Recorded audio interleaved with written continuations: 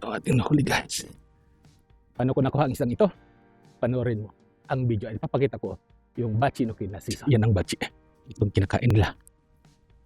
Hindi ito swerte. May dahilan kung bakit nakuha natin yung isda kanina.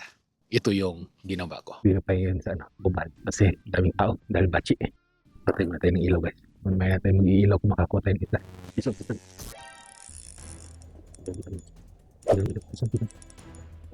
Ay. Isang. Yes. Ang laki mo guys. Yes. Isang guys. Yes. Hindi tayo ng ilaw kasi nandiyan siya. Yes. Isang. Thank you Lord.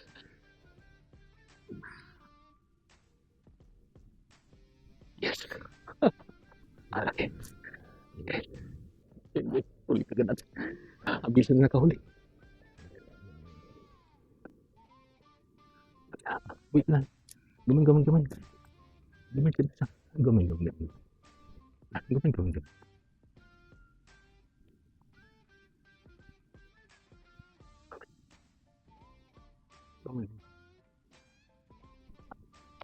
Laki. Ito na kaya yung ano natin. Ito na kaya yung ranker natin. Ranker guys. Uy, buntik na.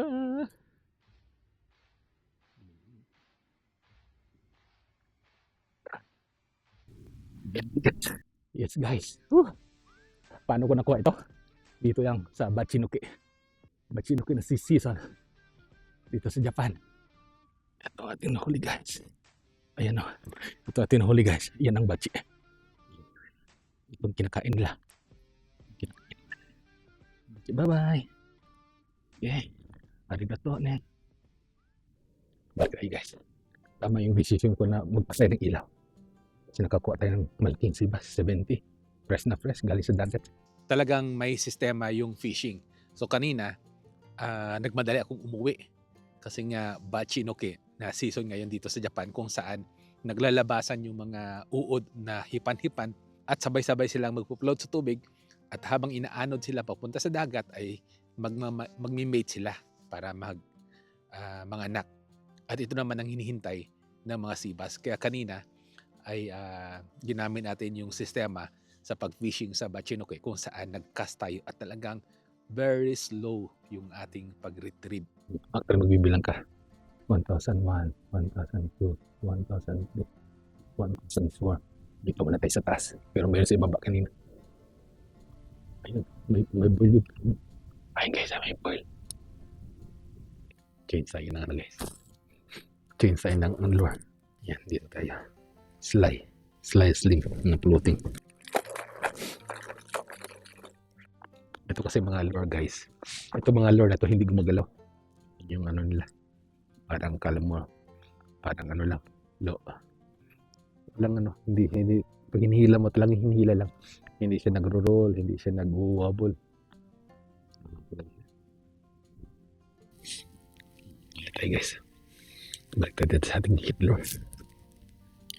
Kasi yun yung tama. Saka nakikita ko yung puti. Wala talang kagatan. Mahimik. Diba? Ganun lang kabilis guys. Nawala dito. Tapos na yung bachi. So yun lang guys. Ang bilis na tapos ng Bachinoke na season. Siguro 30 minutes lang. Wala na. Wala na mga bachi o yung hipan-hipan. Buwi na yung mga anglers kasi tapos na yung bachi. At yun nga, buti na lang nakaabot tayo. Kasi yung prediction sa Bachinoke ay mula sa 6 hanggang 8. Dumating ako dito 7:40. So buti na lang ay nakakuha pa tayo. So yun talaga, masasabi natin na hindi talaga ito swerte, kundi meron talagang sistema ang lure fishing. Kung gusto mong matutunan ang iba't ibang mga Japanese fishing technique, make sure lang na mag-follow sa Fishing Sigbin. At kung gusto mong panoorin ang iba pang mga Japanese fishing technique na magagamit mo dyan sa Pilipinas, i-click lang ang video na ito. Huwag mong kalimutan na mag-subscribe sa Fishing Sigbin, i-click lang ito. Ito si Erwin sa Fishing Sigbin na nagsasabi na ang fishing ay napag-aaralan. Fish on. Fish on.